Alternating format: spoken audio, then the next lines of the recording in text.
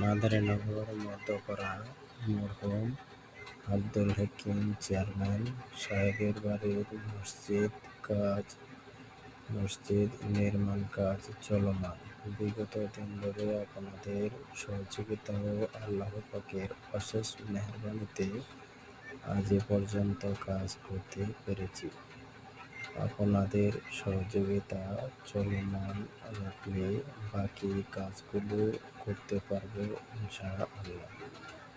মসজিদ নির্মাণে অর্থ সহযোগিতা করা একটি অত্যন্ত সবের কাজ এবং এর মাধ্যমে আল্লাহর সন্তুষ্টি লাভ করা যায়।